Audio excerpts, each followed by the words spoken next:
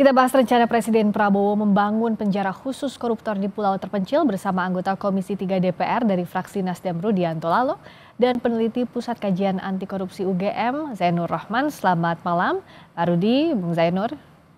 Selamat malam. Selamat malam. Iska. Ya, kalau dari Komisi 3 Pak Rudianto menanggapi atau menindaklanjuti rencana membangun penjara khusus koruptor ini, apakah urgent saat ini? Ya, tentu kalau bicara lembaga pemasyarakatan itu menjadi kemitraan dari Komisi 13. 13, betul. Komisi 3 bermitra hanya dengan lembaga penegak hukum, KPK, Polri, dan Kejaksaan. Kita menghormati tentu ide dan gagasan Bapak Presiden dalam rangka mungkin ada penjara khusus untuk tindak pidana korupsi, yang mana hari ini penjara-penjara di Indonesia seperti yang kita ketahui bersama overkapasitas ya, dan banyak kejadian napi keluar kabur kan seperti itu. Mungkin terinspirasi dari peristiwa itu sehingga ada keinginan kemudian untuk membangun penjara khusus pelaku kejahatan tindak pidana korupsi. Kita menghormati itu. Tetapi yang saya paling penting saya kira hari ini adalah, dan ini menjadi tanda tanya besar saya kira di publik, adalah bahwa di Republik ini Indonesia mungkin satu-satunya negara yang punya 3 lembaga penegakan hukum di bidang pemberantasan korupsi. Ya, kalau di negara lain, Korea Selatan, Hong Kong kemarin itu ada 2, tapi hari ini sudah terintegrasi jadi 1. Kita punya KPK, kita punya Kejaksaan, kita punya Polri, Kortas, Tipikor. Tetapi sampai hari ini diskusi yang tidak habis dibicarakan hari ini oleh publik Indonesia adalah 25 tahun sejak reformasi ini adalah kasus tindak pidana korupsi. Ini ada apa? Kok tidak bisa selesai, tidak bisa tuntas? Padahal Presiden sebagai kepala negara, kepala pemerintahan punya pedang keadilan bernama. Artinya nggak ada efek jera begitu kalau Komisi 3 melihat. Yang saya mau mengatakan hari ini adalah kita berharap para penegak hukum KPK, pimpinan Polri, pimpinan Kejaksaan supaya duduk bersama memetakan ini konsep pemberantasan korupsi ini supaya 5-10 tahun ke depan sudah bisa Indonesia bebas korupsi. Itu yang kita harapkan. Di sektor mana Kejaksaan masuk, di sektor mana Polri masuk, di sektor mana KPK masuk, supaya mereka tidak berkompetisi, tidak terkesan berlomba-lomba mencari kasus korupsi yang nantinya mencari-cari kesalahan. Ini juga tidak dibenarkan. Tapi menemukan kesalahan tindak pidana korupsi, tapi kita tidak mau lembaga penegak hukum ini kemudian berlomba-lomba mencari kasus korupsi yang tidak ada pun diadakan misalkan. Ini kan problem juga. Saya ke Bung Zainur. Jadi yang lebih urgent apa? Apakah penjara khusus untuk koruptor ini mendesak untuk dilakukan? Kita tahu sebelumnya ada Sukamiskin, ada juga Nusa Kambangan kalau mau memang kriterianya untuk terpencil. Nah, apa yang Pukat lihat? Apakah memang ini mendesak untuk dilakukan saat ini untuk memberikan efek jera kepada koruptor? Sebenarnya kalau kita ingin menanggapi serius juga kita belum paham betul apakah usulan Presiden itu serius atau tidak. Mengapa? Karena Presiden sudah beberapa kali menyampaikan pidato soal pemberantasan korupsi, tetapi sejauh ini juga tidak ada satupun yang diimplementasikan di dalam bentuk kebijakan. Misalnya Presiden mengatakan ingin mengejar koruptor sampai ke Antartika, atau yang kontroversial Presiden mengatakan ingin mengampuni koruptor selama mau mengembalikan kerugian keuangan negara, atau juga Presiden mengatakan koruptor harusnya dipidana selama 50 tahun gitu ya, padahal di dalam undang-undang maksimal pidana itu adalah 20 tahun atau mati gitu ya, atau seumur hidup. Nah, ini kemudian masyarakat bingung, Presiden melihat akar masalah korupsi itu apa, kemudian obat yang ditawarkan apa. Saya belum melihat adanya kejelasan. Saya khawatir yang disampaikan oleh Presiden itu lebih kepada bentuk motivasi, peringatan kepada para pembantunya untuk tidak korupsi, tetapi kemudian menggunakan metafor-metafor seperti efek jera yang sangat berat dalam bentuk pengasingan di pulau terpencil, kemudian pulau itu dikelilingi oleh ikan hiu. Nah, kalau dikatakan apakah penjara itu efektif, ya saya sangat meragukan bahwa konsep pengasingan di dalam penjara di pulau terpencil dikelilingi hiu itu akan efektif. Kita sudah punya lembaga pemasyarakatan Sukamiskin, tetapi itu tidak bisa menimbulkan efek jera. Mengapa? Karena ada korupsi di lapas Sukamiskin. Kita Ya, tahu bahwa di Sukamiskin itu di dalamnya ada fasilitas mewah, kemudian ada pemberian suap kepada petugas lapas, bahkan sudah pernah dipidana begitu ya. Sehingga problemnya itu apa? Problemnya adalah korupsi di integrated criminal justice system kita, di institusi lembaga penegak hukum kita, dari hulu sampai hilir, dari penyidik sampai pemasyarakatan. ya. Nah, ini yang seharusnya dibenahi oleh pemerintah. Pemerintah Presiden Prabowo punya waktu yang sangat pendek, hanya 5 tahun. Apa ia setiap hari hanya mau pidato tanpa ada aksi nyata? Saya berharap harusnya ada pentahapan reformasi di bidang penegakan hukum secara nyata. Saya usulkan yang pertama mulai dari kembalikan dulu independensi KPK. Itu adalah lembaga anti korupsi yang seharusnya independen, bebas dari segala intervensi dari kekuasaan manapun.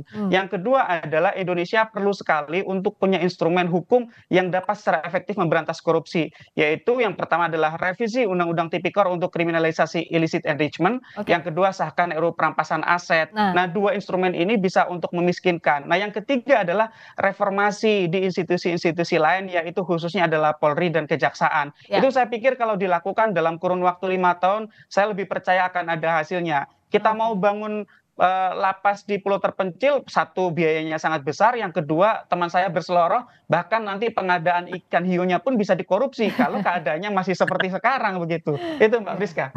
Oke, nah dari DPR, dari tadi usulan yang disampaikan oleh Pukat, salah satunya saja kita cuplik dulu soal revisi Undang-Undang Perampasan Aset ini kan sudah lama dibahas tapi tidak kunjung disahkan. Nah, progresnya seperti apa sih? Apakah ini tidak jadi prioritas? Misalnya kalau dibilang untuk efek jera untuk memiskinkan koruptor agar tidak mengulangi perbuatannya lagi. Wah, mohon maaf, Ya, Pak Rudi. sorry. Ya, bisa dengar suara saya? Halo Pak. Nah, ya. Ya.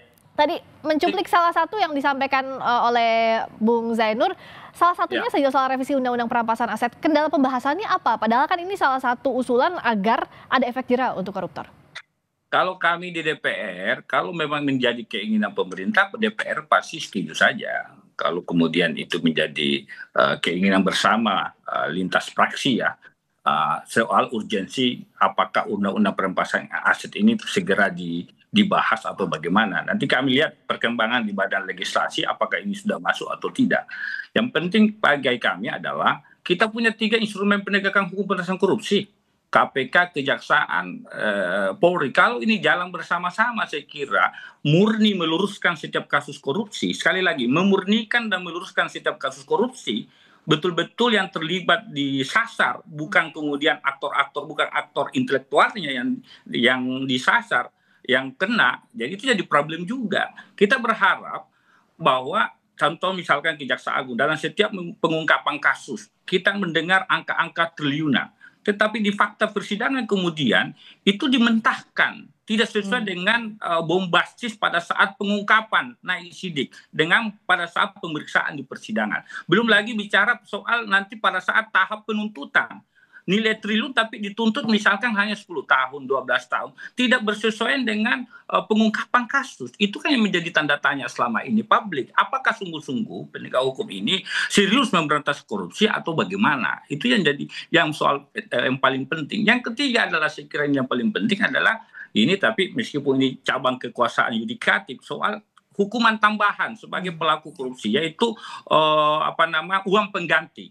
Ya, uang pengganti yang kalau tidak dibayarkan bisa ditambah kurungannya. Ini saya kira penting juga supaya setiap pengungkapan kasus korupsi yang diutamakan adalah pemulihan keuangan negara. Kalau dia dipulihkan keuangan negara, saya kira juga obat untuk memiskinkan, kan seperti itu. Ada tuduh korupsi, maka uangnya dikembalikan. Kalau tidak dikembalikan, nanti pada saat proses persidangan jaksa bisa nuntut, hakim bisa memutuskan seperti itu. Ya. Nah, ini juga saya kira bisa jadi obat untuk kemudian. Tapi bagaimana keseriusannya itu jadi pertanyaan. Karena seringkali kasus-kasus yang diungkap ini, mohon maaf nih, motifnya misalkan hanya mukul lawan politik. Tidak murni penegakan hukum. Ini kan yang jadi problem sebenarnya. Ya, belum lagi yang kena kasus korupsi bukan aktor intelektual dadernya misalkan, perang-perang hanya level-level bawah misalkan, itu jadi pertanyaan. Ya, oke. Nah, Bung Zainur melihat ketidakseriusan selama ini apa sih sehingga solusi ini kan kita setiap ada kasus korupsi saya tanya ke Bung Zainur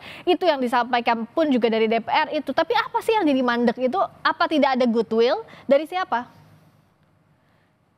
Ya, saya lihat memang problemnya ada di penegak hukumnya. Ya. Saya selalu katakan bahwa memang kita butuh tuh rancangan undang-undang perampasan aset, revisi undang-undang tipikor, tetapi yang lebih penting lagi adalah lembaga-lembaga ini. Di beberapa bagian ini saya sangat sepakat dengan Pak Rudi gitu ya. Pak Rudi tadi sudah betul menyampaikan bahwa ada problem di lembaga penegak hukum kita. KPK sekarang tidak bisa dikatakan sebagai lembaga negara yang fully independen. Semua peneliti internasional maupun nasional semua mengatakan independensi KPK itu sudah tergerus habis gitu ya, sehingga perlu untuk revisi kembali undang-undang KPK. Kepolisian, kejaksaan kita tidak bisa mengatakan bahwa lembaga ini sekarang dalam kondisi baik-baik saja. Kepolisian misalnya setiap hari mendapatkan sorotan dari masyarakat karena tingkah laku mereka, bahkan mereka terlibat kejahatan. Tiada hari tanpa berita tentang Polri begitu ya. Sehingga apa yang harus dilakukan? Perbaiki dulu institusi-institusi penegak hukum ini. Kan bahasa kasarnya setiap hari kita bicara bahwa tidak mungkin memberantas korupsi, menyapu korupsi kalau sapunya sendiri kotor. Nah, apa yang menjadi program dari pemerintah untuk memperbaiki institusi penegak hukum ini? Sejauh ini kita belum lihat, padahal di sana harusnya ada reformasi misalnya di kepolisian, reformasi mulai dari rekrutmennya, promosi mutasi demosi, pengawasannya, kulturnya gitu ya, mindsetnya gitu ya, bagaimana perlunya penguatan Komisi Kepolisian Nasional, bagaimana perlunya penguatan Komisi Kejaksaan, bagaimana perlunya meningkatkan akuntabilitas mereka gitu. Jadi kalau pertanyaannya apakah perlu lapas khusus tipikor di pulau, itu kan artinya sedang bertanya, apakah perlu penjeraan baru untuk pelaku korupsi?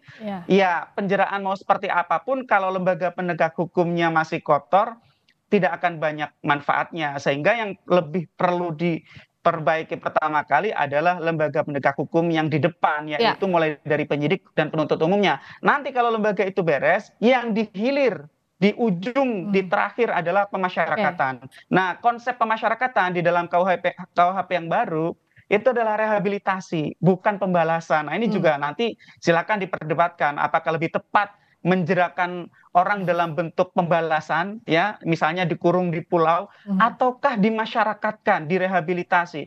Kalau saya melihat korupsi sebagai tindak pidana yang bermotif ekonomi, yang paling tepat adalah dalam bentuk disinsentif ekonomi, yaitu apa? Pemiskinan ya. Pemiskinan karena harta yang dicarinya ya Mas Zainur ya.